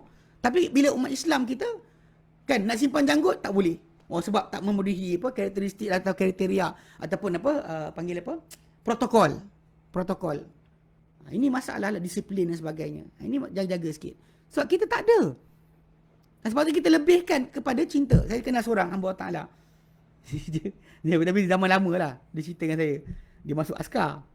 Bila masuk askar, dia simpan janggut. Dia biarkan janggut dia ada. Jadi bos dia panggil, marah. Kapten dia marah. Dia kata jawab. Dia kata kenapa orang Sikh boleh, saya tak boleh? Itu agama dia. Habis ni agama Islam, saya kata. Yelah betul kalau kapten tadi tak, bos besar tak nak simpan. Itu lantak dia. Tapi masalah ini Nabi suruh. Lepas tu sekali dia bagi option. Sama ada potong atau resign. Dia kata zaman tu ketika tu boleh resign daripada tentera, dia resign lah. Pasal dia kata ini lagi mahal. Daripada nak lepaskan kejar jawatan atau kerja tadi sampaikan ini, sunnah Nabi ni ditinggalkan. Buat apa? Tapi pada orang Islam sendiri, ini patut dia rasa aib, rasa malu. Pasal benda yang Islam sendiri, yang Nabi ajarkan, Nabi arahkan, Nabi suruh, tidak dapat tempat pada masyarakat Islam sendiri. Tidak ada nilai. Orang kafir punya nilai lagi besar untuk bercakap tentang hak mereka. Na'udzubillah min zalik. Okay. Kemudian, mengagungkan sunnah Nabi. Di antara cara kita membantu Nabi adalah mengagungkan sunnah Nabi SAW. Ya, dan juga mempertahankannya. Dengan menghafal dia. Hafal. Menjaganya. Melindunginya daripada penyelewengan. Menolak syubhat-syubhat. Para pendusta. Mana orang yang menipu tentang Nabi. Kita lawan. Kita yang biarkan. Ni ada pula kita kan separuh ni, dia ada selebriti pelik kan. Dia kata, ustaz ni, ialah cool je walaupun orang marah. Orang marah kena menipu atas nama Nabi. Berbohong atas nama Nabi. Kita boleh duduk dia sebelah-sebelah, kita kata, tak apa, ustaz ni cool. Ustaz ni bagus je, relax je. Walaupun tipu atas nama Nabi pun cool. Ini masalah pelik. Kan di mana duduknya kedudukan anda sebagai ahli sunnah. Macam mana kita ada rasa cemburu. Rasa protektif kepada sunnah Nabi berbanding dengan orang-orang yang tak mengaku sebagai sunnah. Kalau yang dibuat ahli bid'ah buat, kita faham. Orang yang ada nama konon ikut sunnah ni, bila bercakap macam tu, nilai tak ada. Cuba try kutuk dia. Kutuk dia, duduk semeja dia takkan duduk. Kalau kutuk diri mereka ni, kan orang kita kutuk bapak dia ke, takkan duduk semeja dengan kita. Atau kutuk guru dia, takkan duduk semeja dengan kita. Tapi orang selamba je, tipu atas nama Nabi, dan Nabi larang tipu atas nama Nabi, tapi boleh dia selamba je, rasa tak kisah. Ini sangat bahaya. Okey. Dan juga pertahankanlah dia syubhat-syubhat penipu yang kata pedofil lah, kata Nabi kahwin dengan budak-budak lah sebagainya. Semua tu patut kita pertahankan. Belajar. Sampai tahu fakta untuk kita pertahankan Nabi SAW. Kemudian di antara cara juga yang keempat membantu Nabi SAW sebagai membantu Nabi ni antara penzahiran bagi kita cinta, okay, adalah berusaha dan menzahirkan gambaran yang baik tentang Nabi SAW dan juga Islam. Dengan apa? Dengan menolak segala kebatilan atau syubhat-syubhat yang diarahkan kepada Nabi SAW dan juga Islam. Kita kena jadikan macam tu. Okay. Okay, kemudian antara tanda cinta Nabi. Tanda cinta Nabi SAW. Yang kita sebut tadi mula-mula sekali adalah ketaatan. Mula tadi kita ambil cinta Nabi. Kita kata dizahirkan dengan taat Nabi. Kemudian dengan mengagungkan muliakan Nabi SAW. Kemudian membantu Nabi SAW. Okay, jadi kita masuk pada cara-cara dan okay, yang keempat. Keempat di antara cara-cara kita realiti ataupun penzahiran bagi mencintai Nabi SAW adalah mencontohi baginda. Ikut sunnah baginda satu benda, contohi baginda satu benda lain. So ada benda kadang-kadang yang kita kata level kedudukan amalan atau perilaku Nabi SAW tu yang mungkin pada para sahabat tak selembut itu. Atau para sahabat tak sebaik itu. Tapi Nabi takkanlah kata para sahabat keluar daripada agama. Sunnah lain. Sunnah dan ibadat, sunnah dan masalah akidah dan sebagainya, itu kena ikut. Yang Nabi tunjuk kita untuk kita akidah, ibadah, memang kita kena wajib. Bahkan akhlak-akhlak yang Nabi letakkan, macam makan tangan kanan, makan dengan tangan kanan, jangan makan tangan kiri. Ini adalah sunnah wajib. Sunnah yang wajib. Okay, contoh ni macam tambahan lah, macam sekarang kita baca. Mencontohi baginda SAW. Okay. Firman Allah Ta'ala dalam Quran dan surah. Firman Allah Ta'ala dalam Quran. Dalam surah, sekejap 32, 33. Okey, Allah Ta'ala nyatakan dalam Quran. Ayat pertama tadi, surah Ahzab. Ayat ke-21. Allah Ta'ala nyatakan, laqad kana lakum fi Rasulillah. Demi sungguh telah ada untuk kamu pada Rasulullah SAW. Uswatun hasanah. Tauladan yang baik. Tapi, untuk siapa? Liman kana yarjullah wal yawmil akhir. Bagi siapa yang takutkan atau harapkan Allah Ta'ala dan hari akhirat. Wa dzakarallaha katsiran, dan ingat Allah Ta'ala dengan banyak. Manakala siapa yang ingat Allah dengan banyak dan takut ataupun harap tentang hari kiamat atau bertemu Allah Ta'ala nanti, maka pada Rasulullah tu ada contoh tauladan yang baik. Maka Allah Ta'ala memerintahkan orang Islam untuk mencontohi terhadap baginda SAW. Menjadikan baginda dan bahkan menjadikan itu sebagai sebab untuk hidayah. Allah Ta'ala jadikan itu sebab ikut Rasul tu, ikut Nabi ni, adalah sebab untuk hidayah. Dalam surah dalam surah An-Nur. Nur ayat ke-54. Allah Ta'ala nyatakan, a'udzubillahi minasyaitonir rajim. Qul atii'ullaha wa atii'ur rasul. Katakan hai Muhammad, taatilah Allah dan taatilah Rasul. Fa in tawallau fa innama 'alaihi ma hummila wa 'alaikum ma hummiltum. Jika kalian berpaling, tak nak ikut, maka hanya ke atas Muhammad, ke atas dia itu Muhammad, apa yang ditanggungkan, dan ke atas kalian apa yang kalian ditanggungkan. Wa in tuti'u tahtadu, kalau kamu taati dia, kamu pasti mendapat hidayah. Jadi mencontohi baginda sallam ni adalah seorang muslim mencontohi rasulnya, dia mencapai kelurusan di atas jalan hidayah dan kebenaran dan keteguhan di atas perintah-perintah Islam. Okey. Mencontohi Nabi SAW ni di banyak sudut. Kalau kita perhatikan ikutan kepada Nabi ni, pertama sekali dalam ibadat. Ini nombor 4 ni, contoh Nabi ni pertama dalam ibadat. Di sana banyak perkara. Dari contoh, ada bentuk-bentuk ikutan kepada Rasulullah SAW pada ibadat baginda. Disebut di sini di antaranya pertama. Pertama antaranya adalah berterusan berzikir mengingati Allah Ta'ala dan membanyakkan berzikir mengingati Allah Ta'ala. Okay? Tapi dengan cara yang Nabi ajar lah. Jangan reka zikir baru. Hu pula. Kan Nabi tak pernah ajar. Soalan, Nabi ajar tak? Zikir Allah saja. Tak ada. Ada satu hadis Nabi Allah tak ada. Hu lagi tak ada. So kenapa kena buat cara lain? So kita kena zikir mengingati Allah Ta'ala banyak macam Nabi. Tapi dalam sama, cara tersebut mesti ikut cara yang Nabi tunjukkan. Memang Nabi sendiri SAW memang menggalakkan untuk orang berzikir mengingati Allah Ta'ala. Baginda sebut dalam hadis riwayat dari Aisyah radhiyallahu anha. Nabi kata apa? Nabi sebut dalam hadis riwayat 37. Okey, Imam Bukhari Bukhari daripada Abi Musa Al-Asy'ari, dia kata, Nabi kata mathalul ladzi yadhkurullaha wal ladzi la yadhkuruhu rabbahu mathalul hayyi wal mayyiti. Perumpamaan orang yang berzikir mengingati Tuhannya dan yang tidak berzikir mengingati Tuhannya adalah seperti orang hidup dan orang mati. Antara lain adalah kita mencontohi Nabi adalah qiyamul lail, bangun malam. Banyak orang bangun tengok syok lah macam sekarang apa nanti 11:11 nak beli barang, sanggup tunggu. Tapi untuk tunggu seperti akhir malam untuk solat, tak ada jugalah. Kan tak ada sangat lah pun. Ini masalah lah. Kita kata pasal ini yang Nabi SAW buat. Bagi dia bersungguh-sungguh. Jadi kita kena bersungguh-sungguh contoh jugalah. Memang kita bukan Nabi. Tapi kita kena ikut Nabi. Contohi Nabi dalam ibadat. Kalau Nabi yang tak dosa pun, tak berdosa, maksum, beribadat semacam tu punya banyak. Dengan cara yang di sisi para sahabat masih sikit lagi. So, para sahabat ada yang rasa lagi boleh buat lagi dahsyat. Tapi dalam masa sama, di sisi kita nampak banyak. Tapi itulah cara yang betul untuk kita dekat diri pada Tuhan. Baginda dahulu bersungguh-sungguh dalam ibadat kepada Allah Ta'ala malam. Dan itu diriwayatkan oleh Aisyah radhiyallahu anha bahawa Nabi SAW dahulu bangun malam sehinggalah apa? Bengkak kaki baginda. Lalu berkata Aisyah radhiyallahu anha, kenapa engkau buat ini wahai Rasulullah? Kan sedangkan Allah Ta'ala telah ampunkan untuk engkau apa telah lalu dosa engkau dan apa yang terkini. Maka Nabi kata apa? Afala uhibbu an akuna abdan syakura. Tak bolehkah aku suka untuk menjadi seorang hamba yang bersyukur? Okey. Jadi falam dan apabila baginda dah mula baginda mula naik, ada apa? Baginda solat dalam keadaan duduk saja.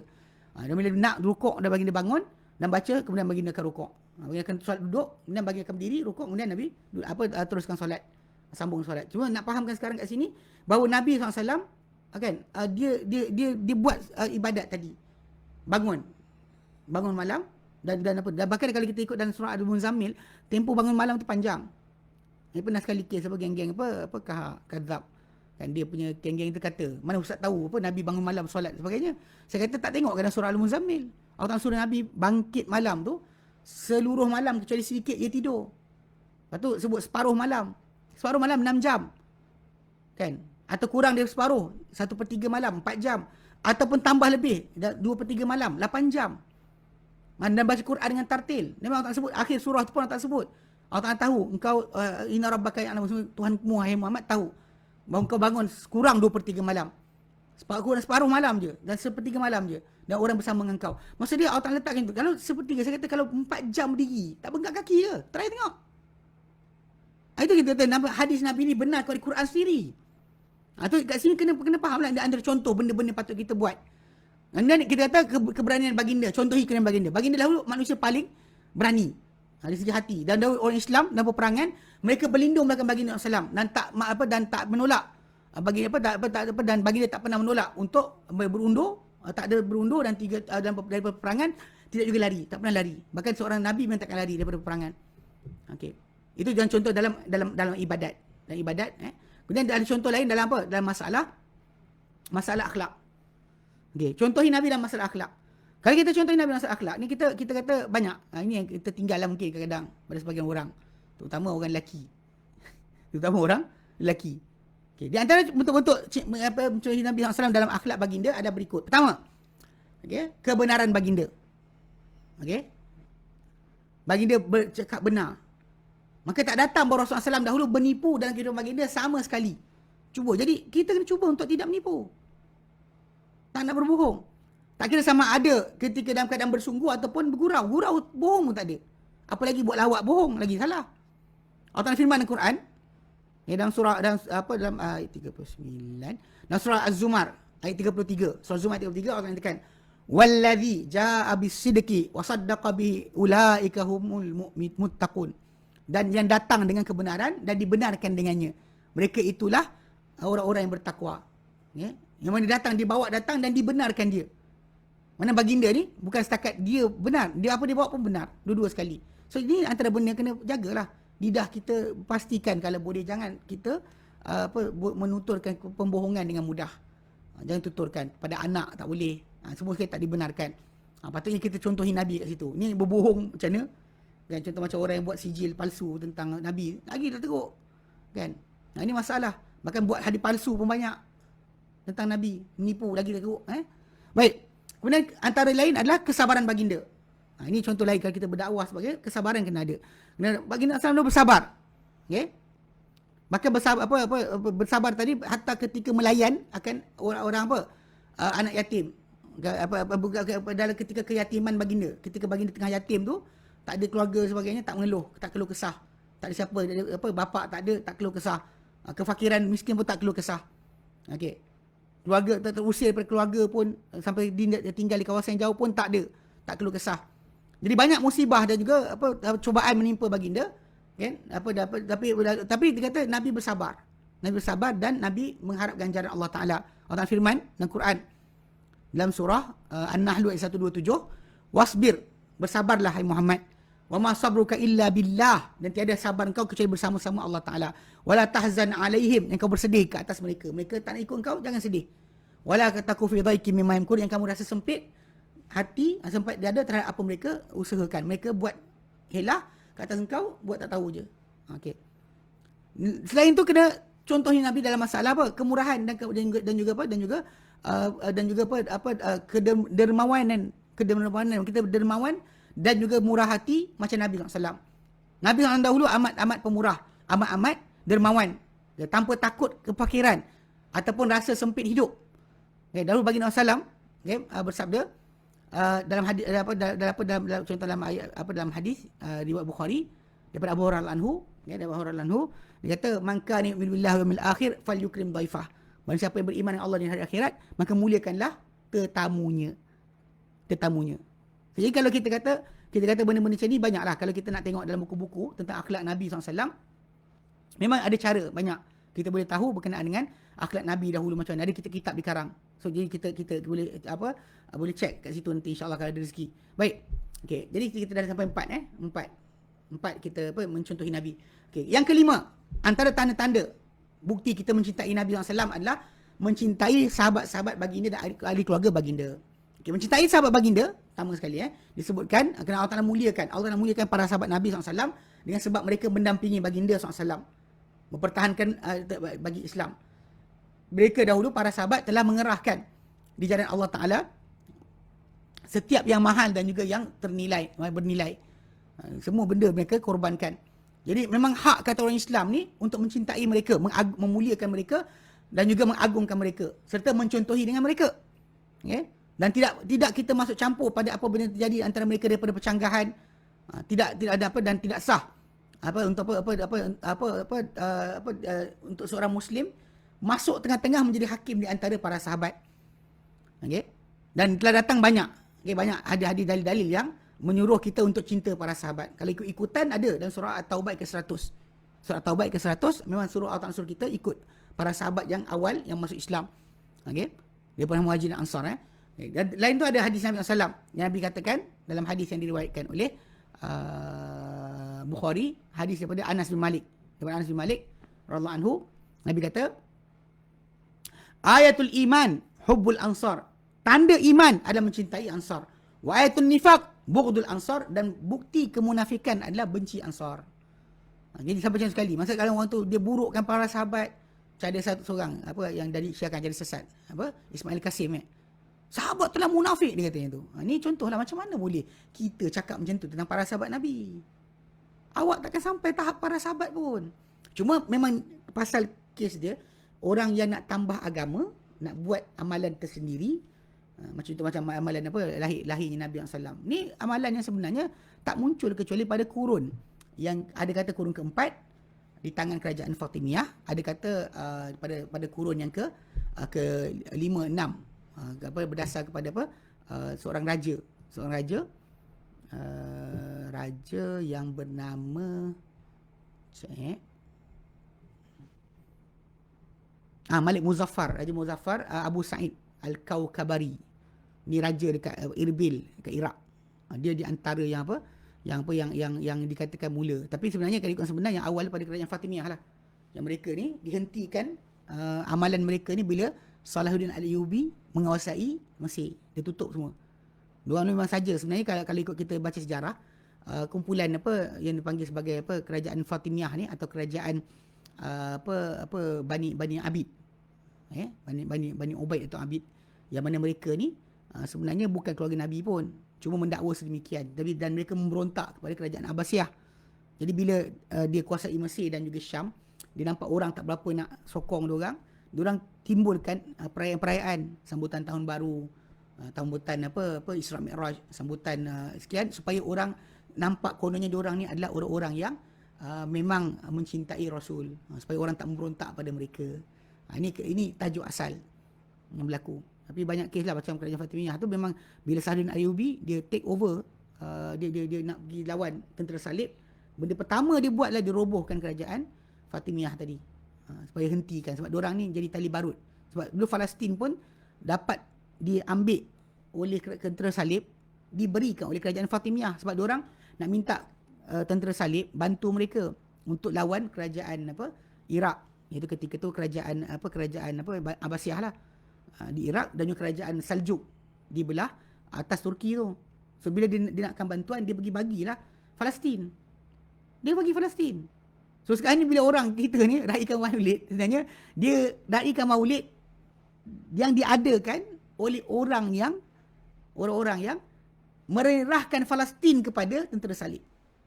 Sebab tu Salahuddin Ayyubi dia masuk, dia robohkan dulu perkara berkenaan. Sebab dia tahu kalau sekiranya dia berperang dengan tentera salib, kalau Mesir masih lagi di tangan Fatimiyah ni, Bani Ubaid ni Abid ni, nescaya musuh boleh masuk balik. Jadi Salahuddin Ayyubi tutup siap-siap. Dia take over kerajaan tu, dia jatuhkan pemerintahan Fatimiyah ni. Yang diorang lah antara punca asal perkerayan atau perayaan bagi Maulid Nabi. Atau bukan Maulid Nabi je dia buat. Fatimah, Hasan, Hussein, Ali, semua dia buat. So, jadi kita sekarang ni kita mewarisi amalan yang bukan. Mungkin kita katalah orang kita sayang Nabi, tapi cara penzahiran kesayangan tadi bukan cara yang dikehendaki oleh agama. Bahkan ada kita bimbang. Dalam cinta tadi tu lupa tentang kisah para sahabat. Sebab para sahabat paling cinta Nabi, tapi mereka tak buat benda-benda berkenaan. Dan sebab mereka ni, kesempurnaan iman Muslim tadi adalah cinta Ansar. Kerana apa? Kerana setianya mereka dan bantu mereka pada Rasulullah SAW, dan eloknya mereka berjiran dengan Nabi SAW, melindungi Nabi SAW. Dan tak dimestikan itu untuk, dan tak boleh tak harus untuk seorang tu memburukkan para sahabat. Burukkan Ansar ke atas Muhajirin ke, tinggalkan negeri mereka dan sebagainya pun tak boleh juga. Bahkan kena hormati para sahabat dan cinta mereka dan cinta Muhajirin bersama-sama. Kemudian mencintai keluarga Nabi SAW, keluarga baginda SAW. Ini pun tanda cinta Nabi SAW. Di antara kecintaan, cara kita cinta Ahlul Bait, keluarga Nabi SAW, adalah mencintai Nabi. Dia adalah cinta Nabi. Dan mencintai Nabi adalah cinta kepada Ahlul Bait. Sama. Dan mereka ni mula-mula sekali adalah isteri-isteri baginda SAW. Kemudian keluarga Ali bin Abi Talib, keluarga Ja'far, keluarga Abbas. Itu maksudnya kena letakkan tu. Pasal mereka ni Nabi gelarkan Bani Abdul Muttalib. Bani Abdul Muttalib. Mereka satu grup situ. Sebab tu, tapi mula-mula sekali isteri dia. Tapi kita pelik, kadang-kadang orang zaman kita sekarang ni cinta Ali kutuk isteri Nabi. Macam Syiah kan, Rafidah. Pelik. Kan? Cerca isteri Nabi, tapi ambil Ali. Sedangkan kalau ikutkan kepada keluarga Nabi tu, dia bukan satu tu je. Hatta Abbas punya keluarga pun masuk. Ja'far punya keluarga pun masuk. Keluarga Bani Abdul Muttalib. Ditambah pada apa? Keturunan mereka semua sekali. Dan boleh dalilkan di atas kedudukan keluarga Nabi ni adalah apa yang berikut. Di antaranya firman Allah Ta'ala dalam Al-Quran, dalam surah Asy-Syura, surah Asy-Syura ayat ke-23. Allah nyatakan, Qul la as'alukum alaihi ajra illa al-mawaddata fil qurba. Katakan, hai Muhammad, aku tak minta pada kalian di atas apa aku sampai ini sebarang ganjaran, kecuali berilah kasih sayang pada kaum kerabat. Maksud dia muliakan, Allah Ta'ala muliakan keluarga Nabi untuk diberikan keluarga baginda kedudukan dalam ayat ni. Mana orang kan, siapa sayang Nabi kena sayang keluarga Nabi. Berdasarkan pada ayat surah Syura ayat yang ke-33. Ayat ke-23 surah Syura. Kemudian dalam ayat lain Allah nyatakan, dalam surah Al-Ahzab ayat ke-33 Allah nyatakan, innama yuridullah, hanya saja Allah menghendaki Allah Ta'ala liyudhiba ankum rijsa, untuk menghilangkan daripada kalian kotoran ahlul bait, wahai ahlul bait, wa yutahhirakum tathiran, menyucikan penyucian yang sesuci-sucinya. Dan ayat ni sebenarnya datang dalam tajuk berkenaan isteri Nabi SAW. Maka Allah Ta'ala bersihkan mereka daripada sifat-sifat yang buruk. Allah Ta'ala kurnia atas mereka sifat-sifat Rasulullah, kata mereka sifat-sifat yang Allah Ta'ala beri kepada Rasulullah SAW. Jadi kita kena tahu tentang ahlul bait. Jadi dengan sebab itu, hasil bila kita kata cara, kalau kita nakkan supaya cinta pada Rasulullah SAW ni kena tanam pada anak-anak kita. Macam kita nak didik, nak pupuk. Okay, di antara cara kelebihan dari kelebihan Allah Taala kata umat Islam ni, boleh dijadikan nabinya Muhammad SAW seafdal-afdal rasul dan penutup mereka. Sebenarnya dijadikan kecintaan kepada baginda ni adalah ibadat yang dengan ibadat ini seorang tu dekat diri kepada Allah Taala. Kerana itu menjadi tidak boleh tidak mesti disediakan diri manusia ni dan dididik untuk cinta Rasul. Anak ke bapa ke atuk ke semua sekali kena buat. Okay, dengan berbagai cara. Antaranya adalah pertama. Ini cara kita nak cinta Rasul. Kita kena apa? Mengenal kadar kedudukan Nabi SAW di sisi Allah Ta'ala. First thing first, kena tahu Nabi punya kedudukan di sisi Allah Ta'ala macam mana. Kerana Allah Ta'ala telah pilih baginda SAW ke atas semua manusia. Dan Allah Ta'ala bersihkan baginda daripada semua perkara. Kan Allah Ta'ala berikan dia satu recommendation yang paling tinggi. Tazkiyah yang terbesar. Allah Ta'ala yang pilih. Dengan sebab itu, kena faham kedudukannya dulu. Allah Ta'ala pilih. Bila Allah Ta'ala pilih, Allah Ta'ala akan silap. Dan bila Allah Ta'ala pilih, itu yang terbaik. So, itu tak ada manusia lebih baik banding baginda SAW. Okay, kedua, pengetahuan bahawa mengikuti Nabi SAW, mengikuti sunnah Nabi SAW dan mencontohi baginda adalah ada jalan daripada jalan-jalan masuk syurga. Ini kena jelas juga. Untuk kita cinta Nabi, kita kena faham bahawa ikut sunnah Nabi, mendapat panduan dengan panduan Nabi adalah jalan daripada jalan-jalan masuk syurga. Dan yakin dan yakin kena yakin bahawa ibadat takkan diterima kecuali dengan menepati apa bawa oleh Rasulullah SAW. Kalau kita ada lagi, yalah Nabi buat macam ni tapi guru saya macam ni, bagus juga, dia ada masalah. Sebab kita nak kata macam kita sebut tadi, tak ada siapa atas Nabi. Kalau kita tunggalkan Allah dalam masalah ibadat, kita akan tunggalkan Nabi dalam masalah ikutan. Kalau tak ada ikutan kepada Nabi yang total, ada masalah. Tidak ada cinta, bohong. Sebab tu kadang-kadang kita kata orang suka 24 berseronok dalam tajuk berkenaan dengan ialah menyanyi untuk Nabi, tapi bila belajar hadis Nabi tak nak duduk, hafal Quran tidak, belajar tafsir yang Nabi ajarkan tak mau dengar. Ini masalah. Okey, semua pakai kepala sendiri. Okey. Kemudian yang ketiga, untuk cara kita dapat memupuk cinta Nabi SAW adalah mengingati rahmat belas kasihan Rasulullah SAW dan juga kedudukan baginda, belas kasihan baginda, rahmat baginda terhadap umat baginda sendiri. Okay? Ditambah kepada syafaat yang besar di hari kiamat nanti.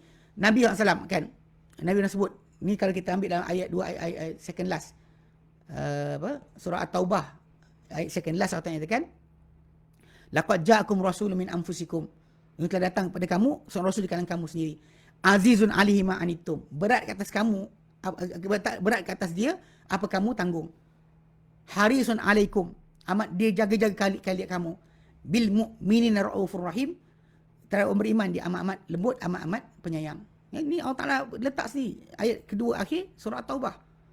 Kedudukan baginda macam tu sekali.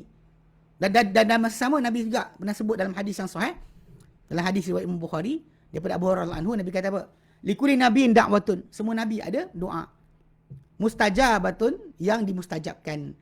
Ya doa biha, untuk dia berdoa dengannya. Wa uridu an akhtabi'a da'wati, namun begitu aku ingin simpan doaku, dia kata dakwati syafa'atan li ummati fil akhirah, menjadi syafaat untuk umatku pada hari kiamat nanti. Jadi kalau kita faham kat situ, memang itulah di antara benda yang penting. Sebab tu kena faham kat sini pemupuk. Dan hasil kalau kita mencintai Rasulullah SAW, mencintai Nabi SAW, ada hasil dia. Di sana terdapat banyak hasil-hasil yang seorang Muslim akan dapat daripada kecintaan dia pada Rasulullah SAW. Okay? Dia sebut di antaranya, pertama, mencapai kehidupan yang baik. Dapat hidup yang elok dengan merealisasikan cinta Allah dan cinta Rasul dalam hati dia. Firman Allah Ta'ala dalam Quran, dan surah An-Nahl ayat 97, Allah nyatakan, a'udzubillahi minasyaitonirrajim. Man amila salihan min dzakarin aw untha, man siapa yang beramal soleh daripada lelaki dan juga wanita, wa huwa mu'minun, dan dia beriman. Dan kita tahu iman tak boleh kepada Allah Ta'ala saja, bahkan kena pada Rasul juga.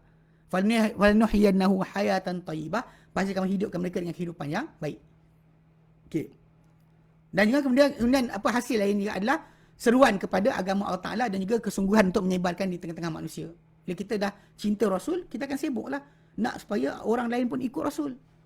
Itu ikut Rasulullah SAW. Itu betul ini ikut guru kita. Siapa guru kita yang boleh kita angkat mengatasi Nabi?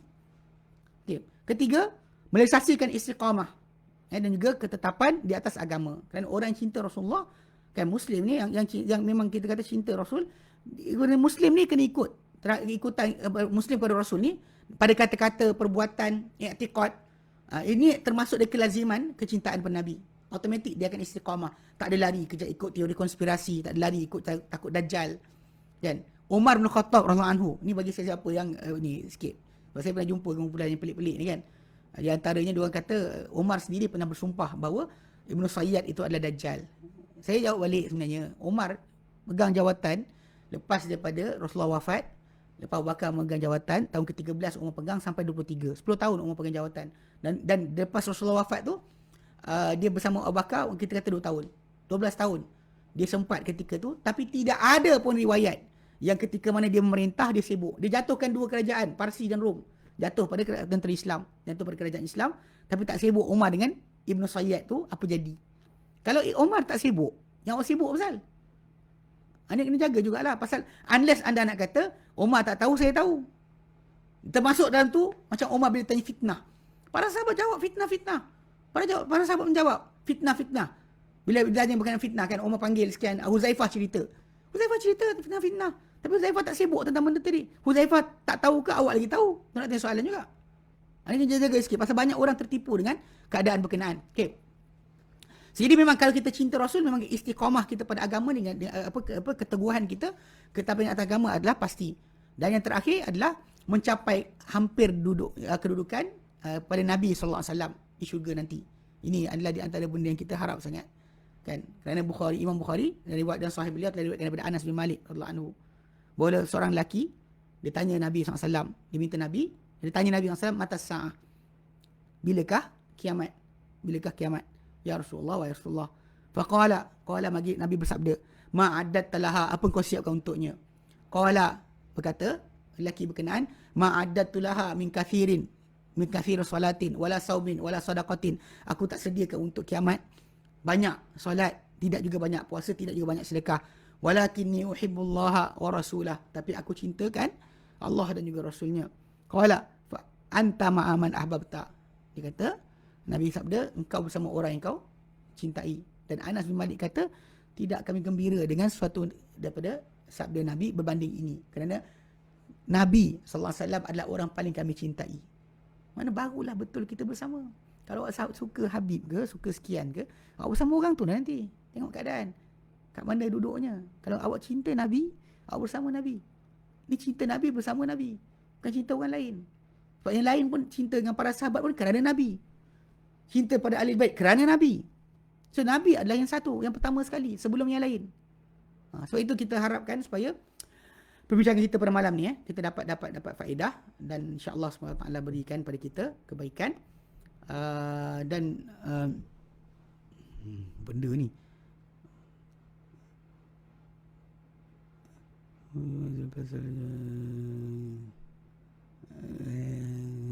nantilah tajuk tak ada kaitan, tajuk kita lain. Siapa bagi soalan tak ada kaitan, kita tinggalkan. Ada. Okey. Baik, ala kulli hal. Okay, jadi kita dah sampai penghujung.